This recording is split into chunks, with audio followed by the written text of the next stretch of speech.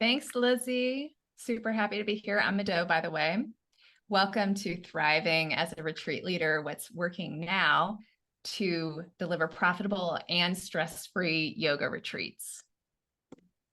We are definitely hoping to answer questions while we're here live today, but just in case we don't get to all questions, we'd love for you to follow us on Instagram at Lily Dwyer Begg or at yoga.teacher.resource. And also feel free to share any takeaways from this workshop and tag us. We'd love to get connected on there. Before we start sharing our ideas for how to thrive as a retreat leader, we'd love to hear what you need, where you've been tripping up, what's been holding you back. So share in the chat anything that's been making retreats feel harder than they need to be if you have run them, or what's been preventing you from getting started. I'm Lily. I'm beaming in from Baltimore, Maryland to share with you all today. And Mado and I have a course that we've created together. It's called Retreat Roadmap. We're going to talk about it a little bit later. But before students went through the course, Retreat Roadmap, we asked them, what is your biggest roadblock when it comes to running a yoga retreat? And while you are adding yours to the chat, here's what we've heard in the past. Losing money, not making enough for the retreat and the work that goes into it to be worthwhile, not having enough money to front a deposit, not having business structures in place like business checking, tech, payment setup, fear, fear of not being ready, fear of losing money, fear of world events and the unknown, whether that was COVID-19 or geopolitical events or things that we don't have control over. And just a sense of general overwhelm, like not even being sure, where to start if you have this vision, where to start with putting your retreat together. So I am, oh, Jay, yay, one of my prenatal yoga trainees is here. This is so sweet. I'm glad you're here. Welcome. Yeah, I'm looking at all your questions here in the chat. I'm going up because there's a lot. And then there's the places where you all are from. Uh, yeah, how do you choose your locations? Nice, Mary, Vandana, the venue, similar. Yeah. Morgan, worried about not finding enough participants. Danielle, imposter syndrome, heard. Yes. Tom, how to get people signed up and the marketing. We will definitely touch on that today. Regina, making a decent income and also making sure people are there with intention and ready to share space with everyone. That's a great point. Carisha, wanting to sell out early. Most people wait until the last minute to book. Carisha will be addressing this today in the presentation. Danielle, finding people. Carisha, finding affordable retreat venues. That's so important. I agree with you on that one. Laura, trusting retreat places and not having a connection to a retreat center. Good point. Wendy, balancing teaching and learning versus enjoyment. And Anna, planning a balanced arc of the experience. And I'm sure there's going to be more. So thank you all so much for sharing. And, it's completely normal to have these kinds of concerns. You're not alone, and we will definitely be addressing many of these in the presentation today. So our promise in this presentation today, we're going to be addressing what is working now in 2024 to deliver profitable and stress-free yoga retreats. Wellness travel is booming right now, and it's a great way, even if you don't run your own yoga business, if you mostly are employed at a yoga studio, to venture into a little bit of running your own business as a yoga teacher and earning your worth for leading a retreat. Wellness travel, Forbes magazine predicts a growth of 17% per year in wellness travel sales between now and 2027. So it's a great time to get in on leading a yoga retreat.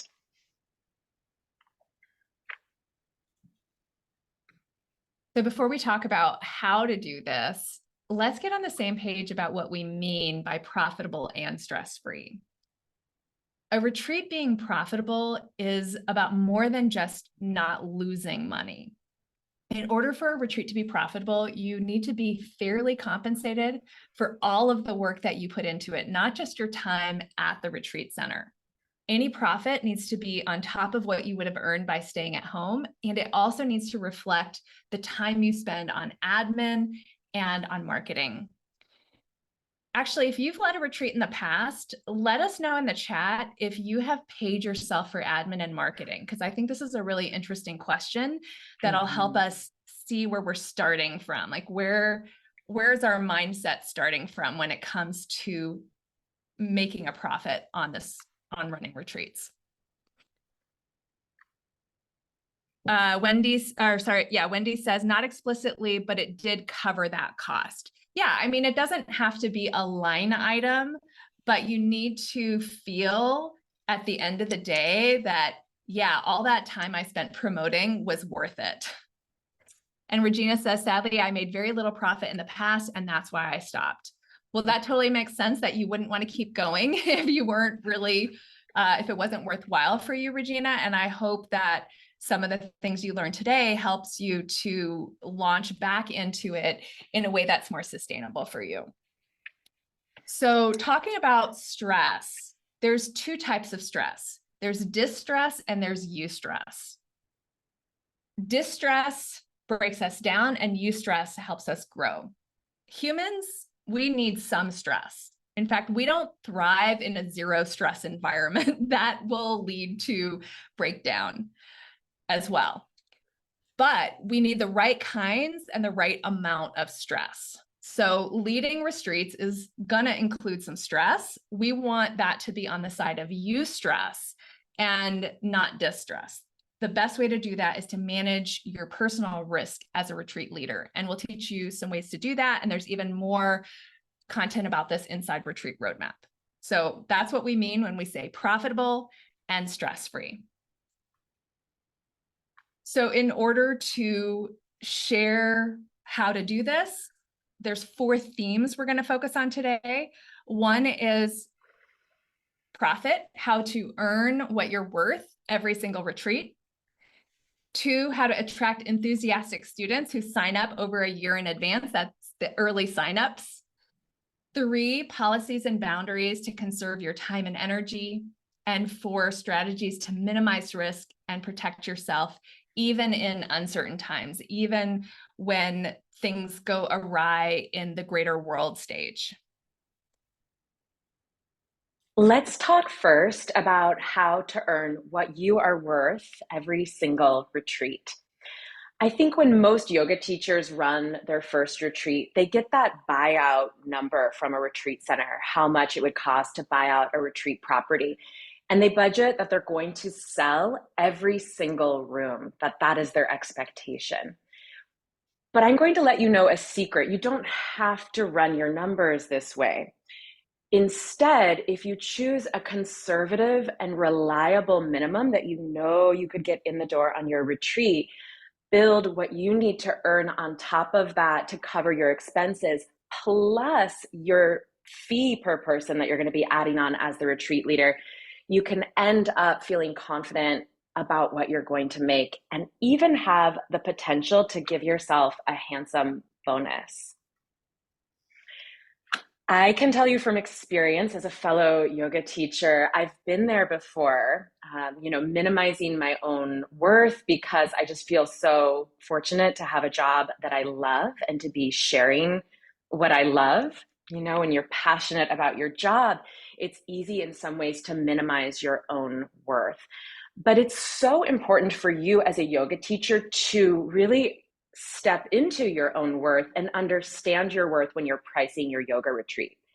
You want to have a clear number ahead of time so that you don't get wooed by falling in love with this swoon-worthy retreat destination that you want to try to make happen so badly that you'll minimize what you add on top of each retreat package for yourself to earn. Sometimes you look at the numbers and it just doesn't make sense from a business perspective, and you have to, let go, practice non-attachment, and go back to the drawing board. But I'm going to tell you in this slide 3 really simple things you can do to maximize your profit as a yoga retreat leader. So number 1 is location. And number 2 is pricing, working backwards, ensuring that your expenses and your fee are added on top of that price point from the retreat center. And then number 3 is setting a realistic and a conservative minimum that offers you space to make a bonus. I'll go into each of these a little bit more now. So the first is choosing the right location. This can definitely impact retreat sales. You want to choose a bucket list location. The bucket list is that place that your students swoon over, that pushes them to make the purchase because they just can't wait to go to this beautiful place that you're leading your retreat. Economics, I'm going to talk about from 2 different angles. First, you need to have an understanding of the economic reality of your students. Can they afford to go halfway across the globe? Or would a retreat sell better if you did something local? Is that what your student base can afford? Another way to look at economics is considering, and one of you wrote this in the chat when we read through roadblocks that you've come up against, the economics of the place where you're leading a retreat. And this could be even a place that has the same currency. I'll give an example. You could lead a retreat in Croatia or in the Greek islands where an entire week with lodging at a 5-star resort and meals and a yoga studio per person could be $1,500. And then you're adding your retreat leader fees and your expenses onto that. Or you could lead a yoga retreat somewhere that also, the currency is also the euro, like Lake Como in Italy, for example, where a comparable week-long retreat with lodging in a 5-star resort and meals and a yoga studio, gosh, I don't know, could be like $5,000 or $10,000 even. And then you're adding your fees on top of this. So it's really important that you look closely at those numbers when considering a destination for your retreat. And then lastly, with location, you want to look at the flight path. Just because something looks geographically close together on a map doesn't always necessarily mean that the flight path makes sense for your students. Students will be deterred if it takes them 4 paid vacation days just to travel to the location of your yoga retreat. So definitely keep that in mind as you're planning. Next, I want to talk about pricing. I think that as yoga teachers and as yoga retreat leaders, we can make a lot of our decisions based on feeling and intuition. In the case of setting price for your retreat, feeling and intuition isn't always enough. And I say this with the most respect and love for people who go through life making their decisions off of feeling and intuition. I'm one of those people myself. But when you're pricing your retreat, you want to have a more analytical framework. And then at the end, when you have your price points, then you can sit with feeling and intuition. Can my student base afford this? When you're pricing your retreat, we've come up with 3 buckets that you want to consider. The first bucket is the cost per person attending your retreat. So this is the lodging, meals, any excursions you might add on, any shuttles from the airport that you might add on, taxes and fees. That's bucket 1. Bucket 2 is your expense to go and lead the retreat. So that's everything in bucket 1 because you'll need a room and meals and the excursion. You'll go with everyone and the shuttle. Plus your flight. You need to consider the cost it takes for you to lead this retreat. I want to pause at bucket number 2 and say that a mistake I see yoga retreat leaders making over and over again is calculating their expense as their profit as the retreat leader. This is not the case though, right? You flying to the retreat destination and staying in the same hotel as your guests and going on the excursion with them is not your pay. It's a necessary expense in order to be leading this transformative retreat. So you definitely want to factor that in separate from your retreat fee, which is bucket number 3. Bucket number 3 is how much you add to each package for leading the retreat. And I want to highlight a mistake a lot of yoga retreat leaders make with bucket number 3. A lot of yoga retreat leaders consider what they make to teach an hour-long public class in their hometown. Say that's $50. And if they're teaching 2-hour-long classes on a retreat, then they calculate their fee as $100 a day, for example. But what Mado and I want to encourage you to understand when it comes to your rate and your worth is that there's a lot that goes into the retreat aside from what is happening on the ground, right? There's a lot of invisible work that goes into researching locations, marketing your retreat, and also being present on the ground 24/7 when you're leading a retreat. So work backwards, calculate these numbers, and then you can look at what that ultimate cost to your student would be by adding them together and feeling if that feels right for your student's economic reality. The third thing I want us to think about as yoga retreat leaders is to set a realistic and conservative minimum to attend your retreat. This is a game changer. Instead of thinking that you're going to sell every single room that you're purchasing from the retreat center, if you consider a conservative number that you're fairly certain will sell, then you can build your expenses into this number. You can take the number of dollars for you to fly there and stay there and lead the retreat and divide it by your minimum number and add that into a retreat.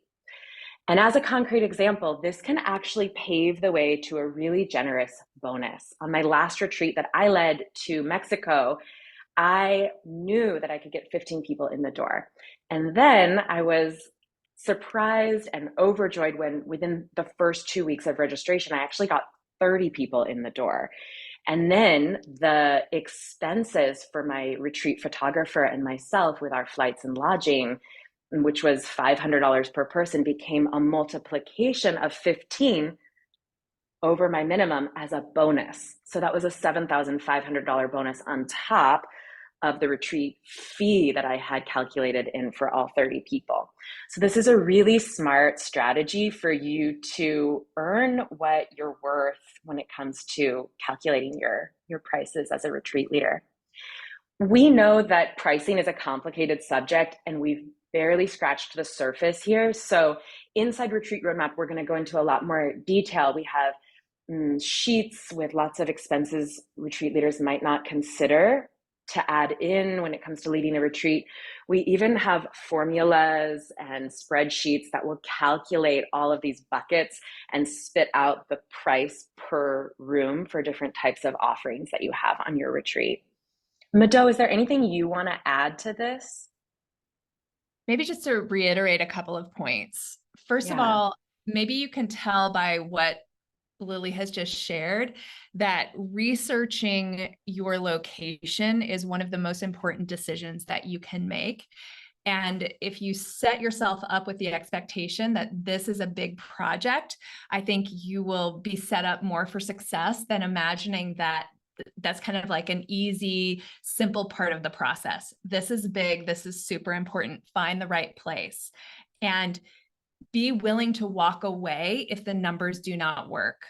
This is both for your the cost of the retreat center, and also if you don't hit your minimum, you have to have a deadline. And we talk about this a lot more in detail, dates and stuff inside Retreat Roadmap. But you need to have early bird deadlines that happen before your balance is due to the retreat center. And if you haven't met your minimums by then, it's time to walk away, to regroup, and to find a different location and to try again in the future. So that requires courage. You know, being a retreat leader and running a retreat business does require you to be willing to stand in your truth and walk away from something that seems really compelling if the numbers aren't panning out. So let's move on to finding those students who are going to help you hit your minimums and beyond. What a lot of people do is that there's a very long early bird period, and you're kind of expecting yourself to promote your retreat throughout that entire, let's say, 6-month period of the early bird.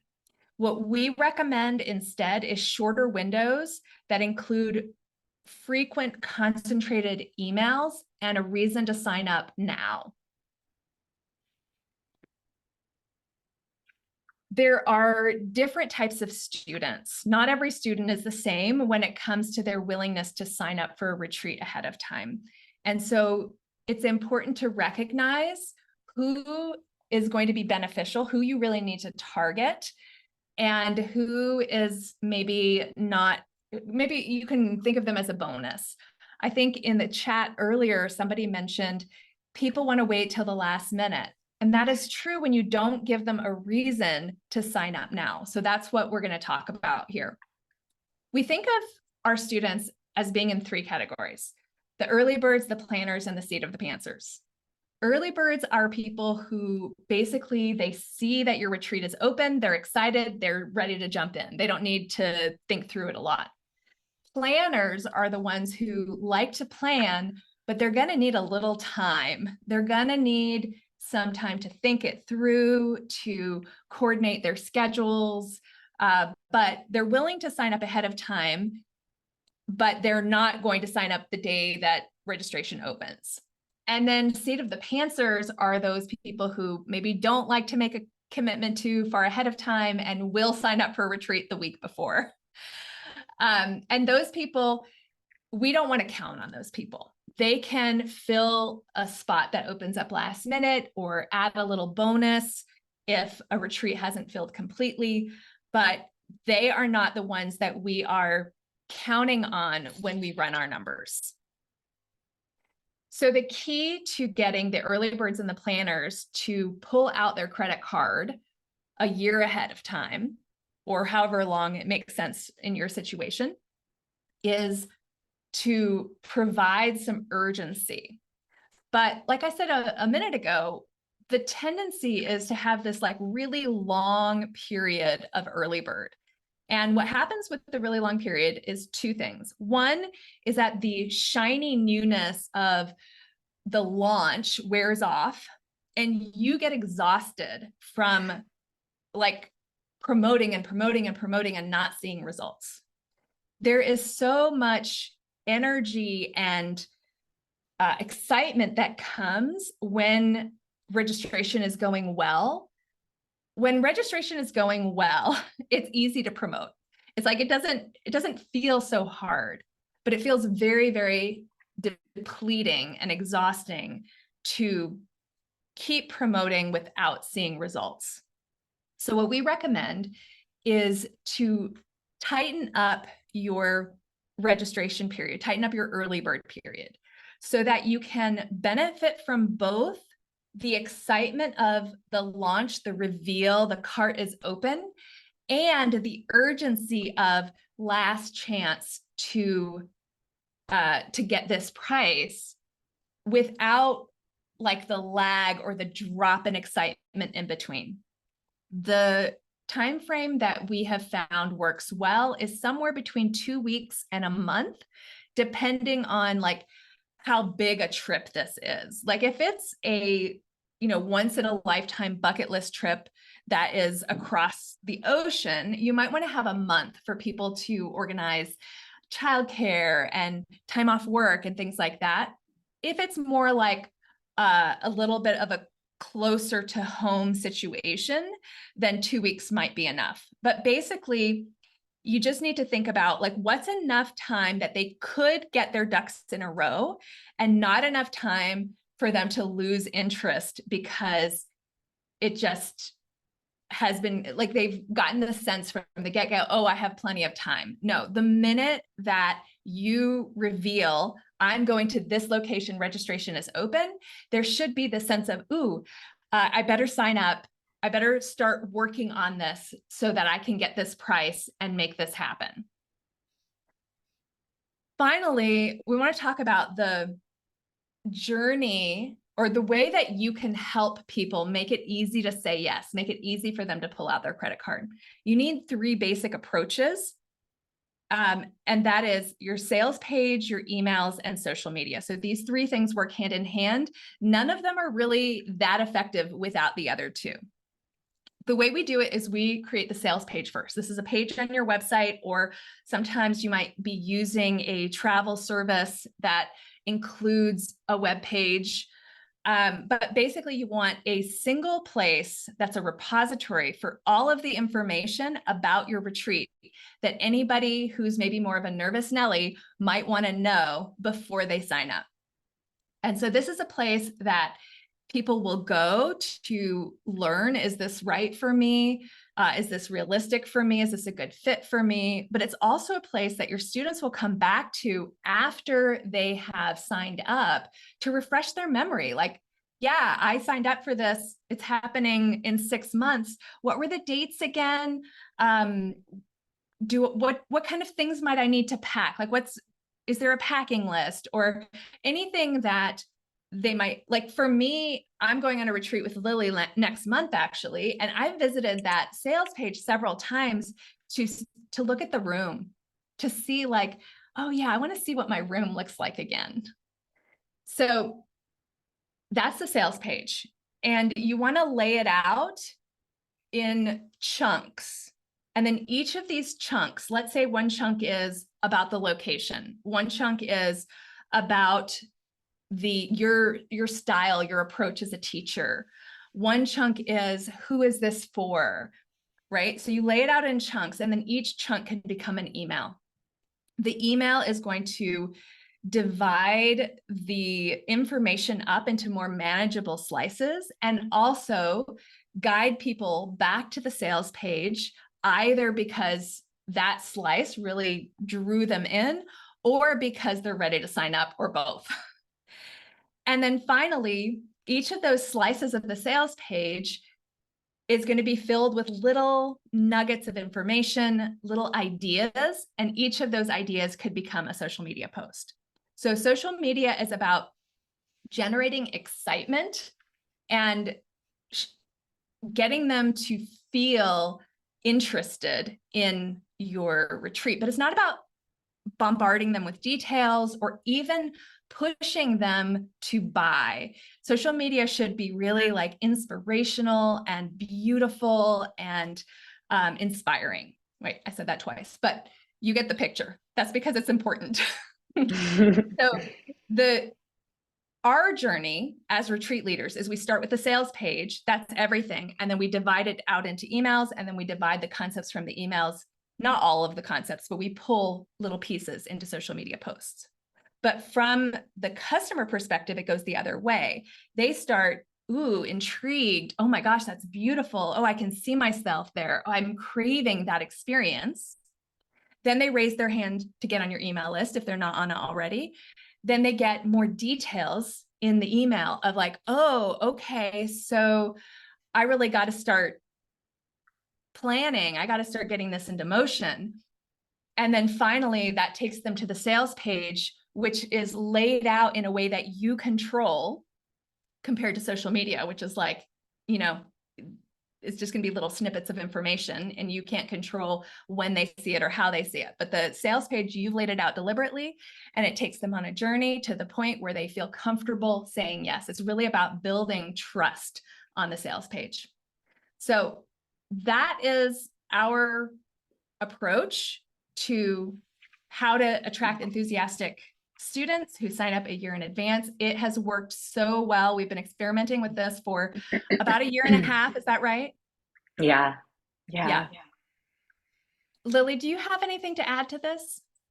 I will add that I was timid to send out so many emails before working with Mado. I would send out like a couple emails, but I realized when you give concise snippets of information that people can get in a few minutes, even if they're distracted because they're in line at the supermarket looking at their email or watching Netflix in bed and looking at your email. It's just like one piece of information, and you send many of them, it's much more effective. So that was a game changer for me. The other thing I'll add is I was just reading in a travel magazine about kind of the psychology of travel, and this resonated with me, and I'm sure for some of you will resonate so much. which is we derive as much joy in planning a trip as we do in going on a trip, right? So it just speaks back to what Mado was saying about really trying to get most people in the door with that early bird. I think a lot of people do like to register for a retreat a year in advance and have all that time to get excited about it. Absolutely. All right, let's talk policies and boundaries to conserve your time and energy. We've noticed that most people leading yoga retreats jam the retreat full of activities and take on way too many responsibilities. Your yoga students on retreat really don't want to see you, their yoga teacher, running around, pulling your hair out, feeling stressed and unable to slow down and be present with them. They want to see you spacious, grounded, and relaxed, even amidst the demands of leading a yoga retreat. So here's what we do. We recommend that you curate a spacious experience. We recommend that you partner with hospitality experts instead of like renting a villa and then you play the hospitality expert, right? Like you're the room service and you're the chef and you're the event planner and this and that. No, we want you to partner with a yoga retreat center so that you just think yoga and create the most amazing transformative yoga experience for your guests. We prioritize downtime. I think so often when people are on a yoga retreat and they're doing two yoga, I mean, I can see the visceral change in people's faces before like a couple yoga days where they're doing 2 hour-long practices a day. Like the stress from the shoulders just melts away, the face softens, and people are less interested in doing. They're more interested in just being when they're on a yoga retreat. So even though you might think I need to pack in all these excursions and we need to see all the sights and go surfing and climb a mountain and do all this adventure activity, what ends up happening as the yoga works its magic is that people just want to be more than they want to do. So they'll be laying by the sea, reading a book or looking out at the waves. They'll be lingering over a cup of coffee with a new friend, striking up a conversation. The yoga starts to work its magic and it's less about packing it all in. And we also encourage you to keep one foot in the river of your practice, of your sadhana. It's so important and palpable to your guests when you yourself are immersed in the practice and teaching from this place of walking the walk and doing your practice. So we'll talk a little bit more about this in the next slide. Here are a few different ways, concrete ways that you can protect your energy, conserve your energy, and show up with a higher quality of attention for your guests. Consider arriving a day early to your retreat, and consider, if you can afford to, staying a day after your guests leave. It's just so nice to get there ahead of people, especially if you've never been to the retreat property, so that when your guests arrive, you have a lay of the land and can orient them if they ask a question. But even more importantly, it's important to get there a day early so you can put out any small fires. You might think, I'm going to get there and count the props and make sure they're in the right place. And while that's all a very smart idea, sometimes there's even larger things that you're making sure are in the right order, like a smell from the kitchen coming into the yoga studio, or a plumbing issue, or a rooming issue. So you want to get there early and make sure everything's going to be smooth when your guests arrive. And then if you can stay a day late, that's great, because then you can wave goodbye to your guests and have that ethereal air about, rather than packing up your suitcase and hustling back to get through customs and into the airplane and all of that with your guests. If you can swing it, it's always a great idea. Secondly, we recommend that you focus on your area of genius, which is curating an amazing yoga experience for your students. This means that we encourage planning with a really clear intentional vision. We go into the vision and the why and how this makes your retreat different from other retreats out there in Retreat Roadmap. But really having a sense of how you're going to introduce different class themes or what the arc of the experience and the intent of the experience is before you arrive on the ground at your retreat location is super important. Staying in your zone of genius also means that you're at a yoga retreat property. So you're not having to wear all these other hats of like slicing veggies to cook the dinner for everyone. This can just end up being really depleting, and you end up running around feeling stressed out instead of slowing down and being present with the guests who've showed up for your retreat. Activity schedule, pare it down, have this less is more mentality. We recommend just one activity when you're leading a retreat, like one group activity.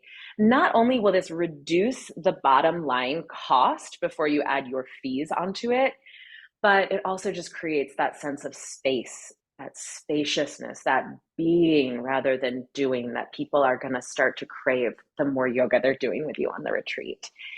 And then minimize obligations. They can creep up. Like maybe you have clients that say, oh yeah, let's just see each other via Zoom while you're doing this retreat. Don't do that. Put your work aside, put a message, an away message in your email so you don't have to worry about that.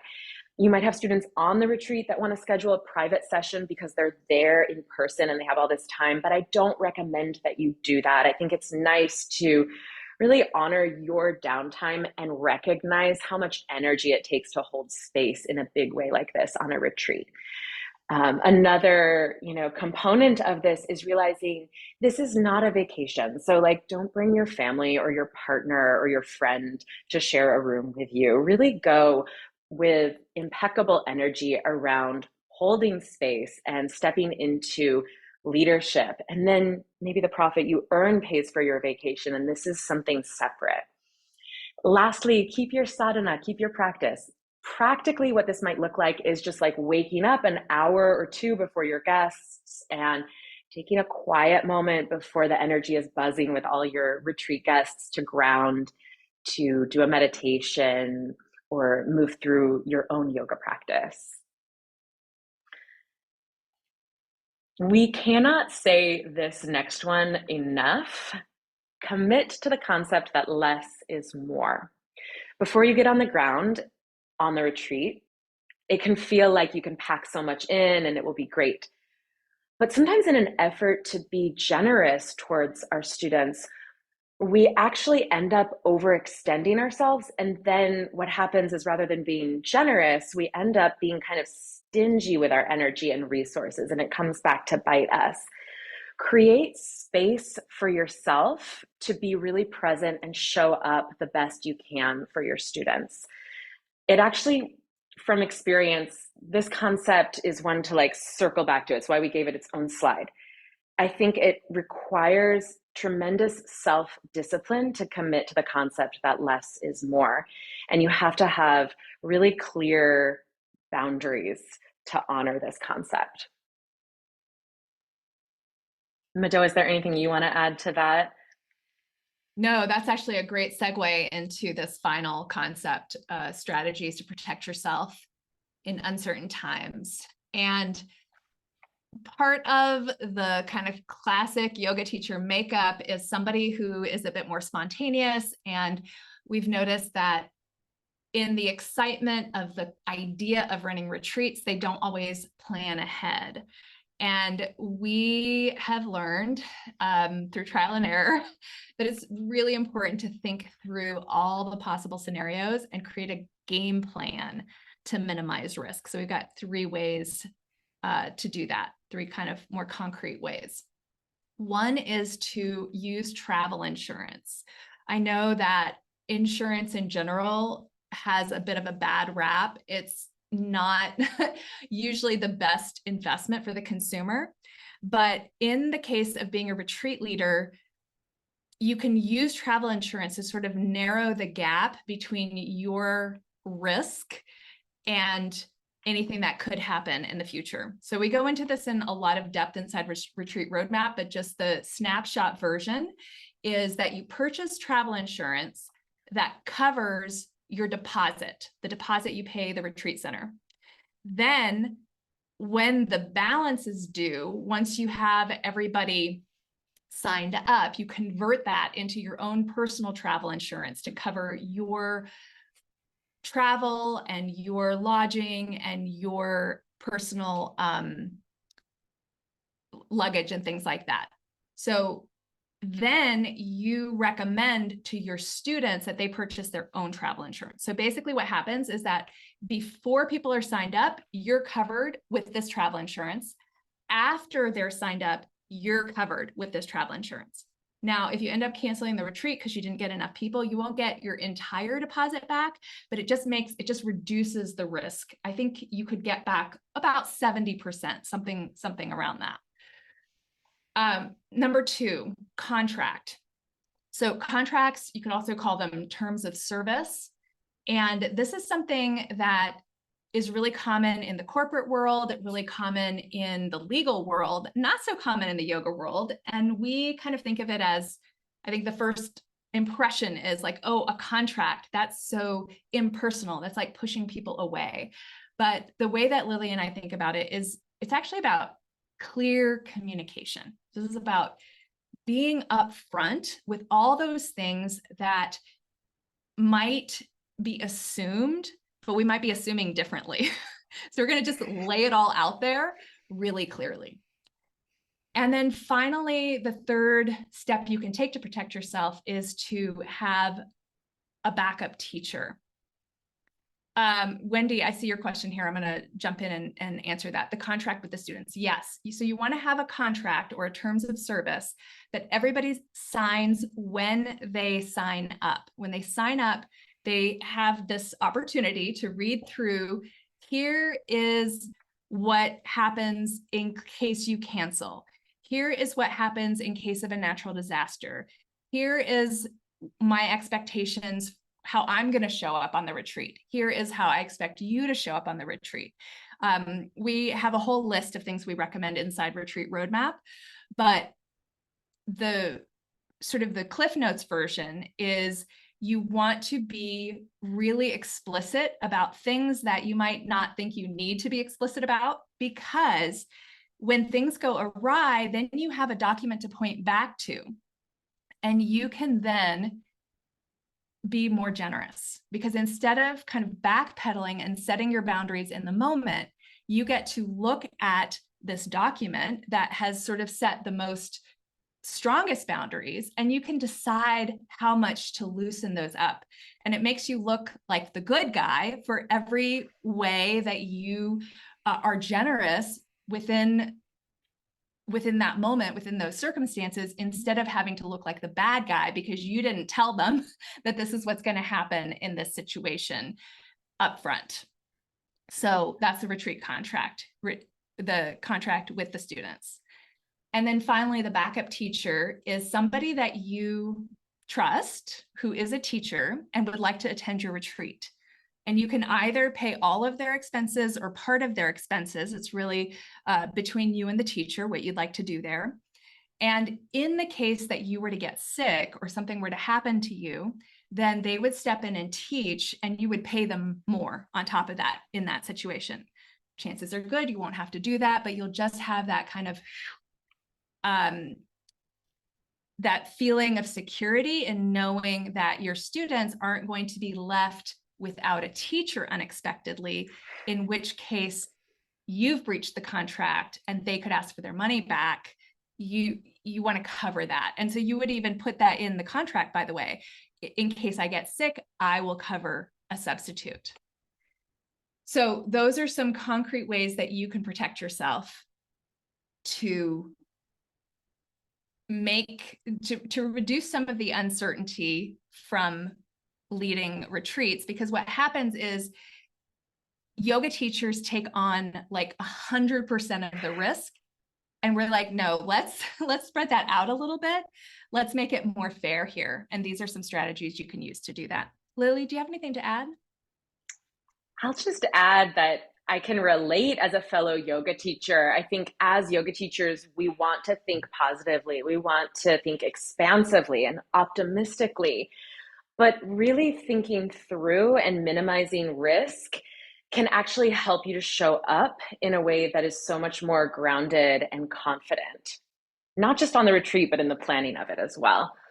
And throughout, this presentation, throughout Retreat Roadmap, our invitation to you all is to take an honest and mature look at what it really takes to run a stress-free and a profitable yoga retreat. So you're equipped to thrive as a retreat leader, not just in the immediate now, but as a sustainable long-term vision, and help your retreat business to grow and thrive.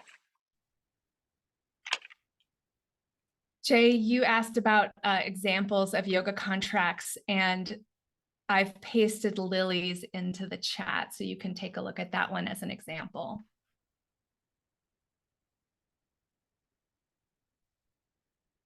So that covers these 4 themes of systems and strategies to put into place to thrive as a retreat leader. To recap, we talked about choosing the right location, the right price, and setting a really conservative minimum so that you ensure fair pay.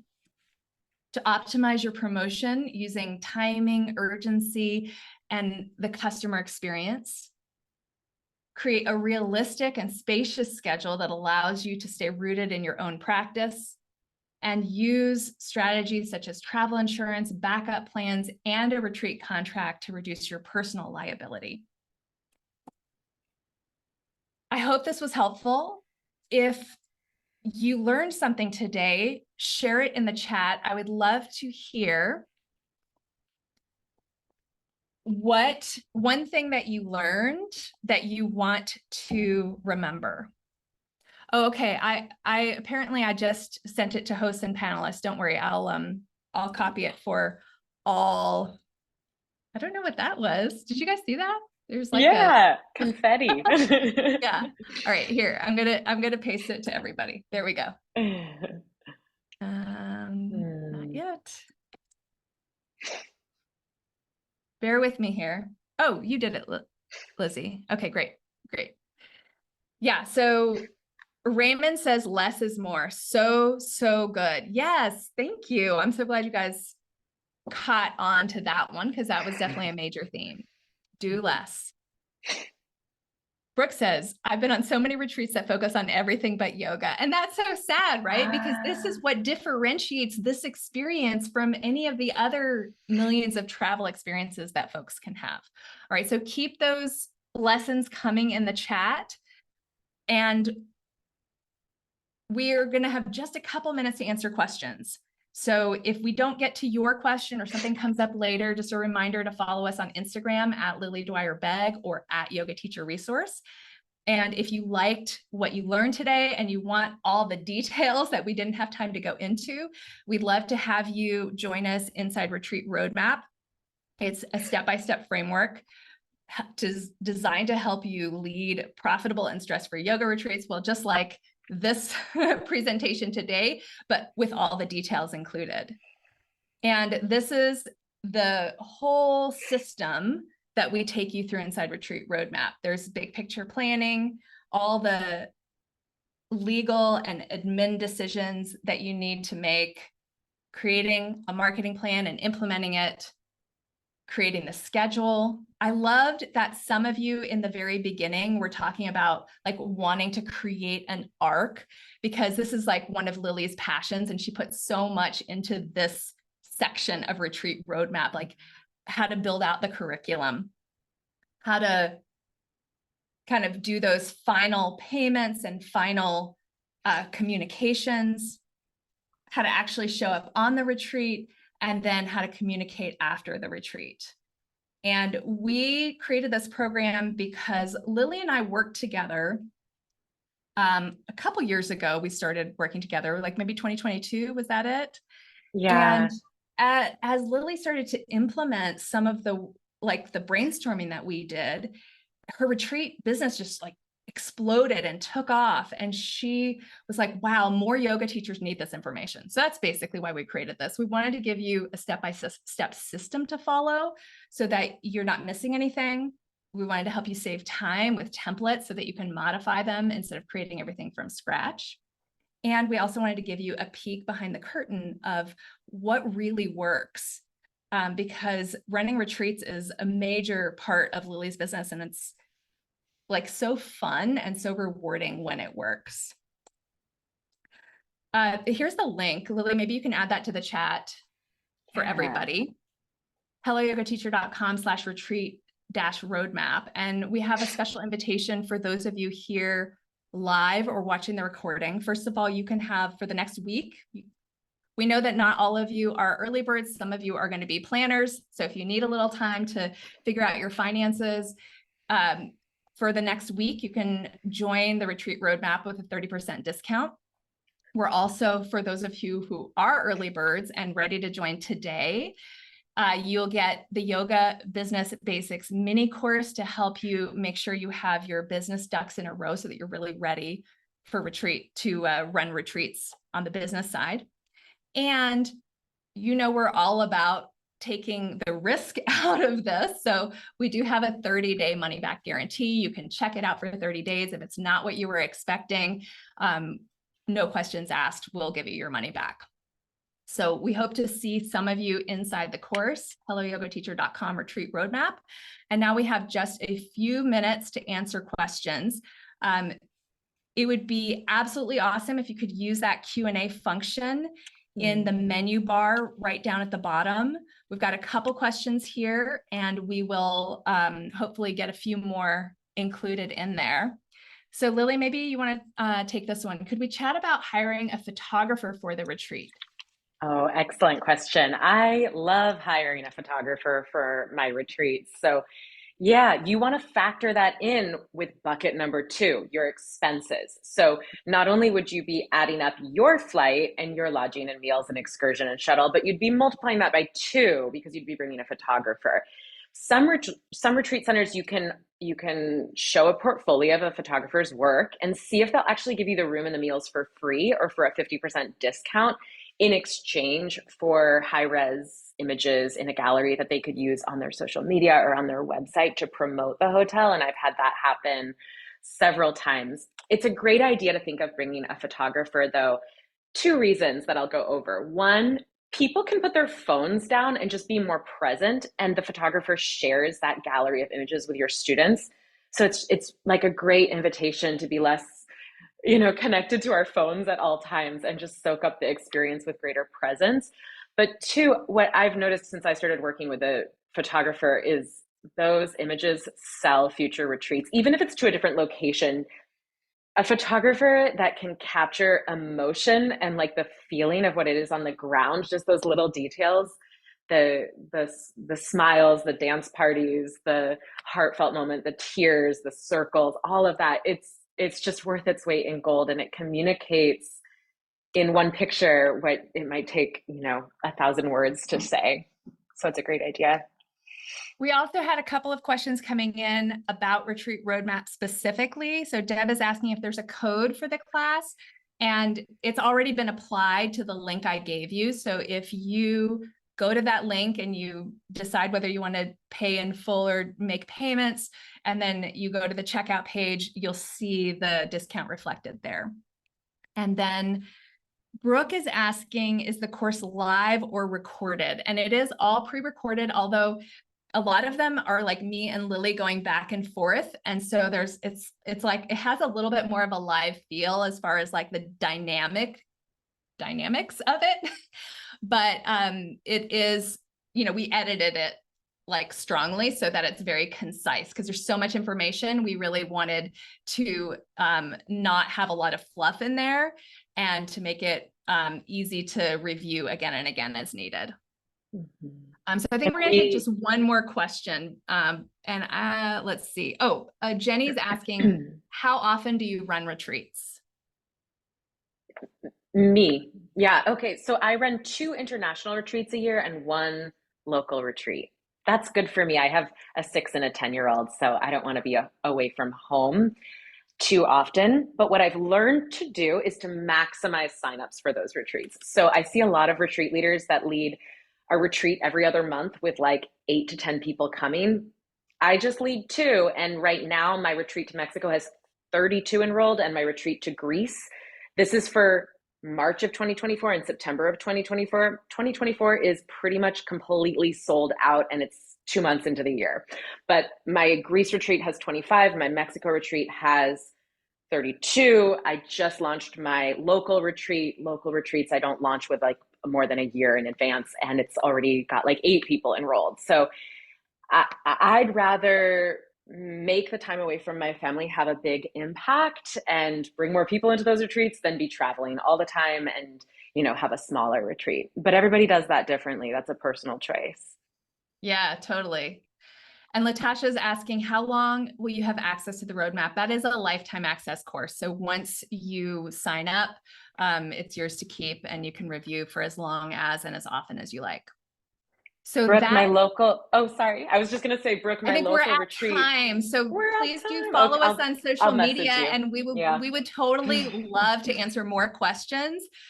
Just find us on Instagram, and best thing to do would be to make a post about what you learned today and tag us, and then ask us questions like in the chat of that. And that would be amazing.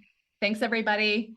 Amazing. Thank you, Thanks Lily so and much. Mado, so much. Just so everyone knows, the recording is going to be sent out tomorrow with all of the details about the retreat roadmap, in addition to how to connect with both Lily and Mado. So definitely keep an eye out for that. Thank you so much.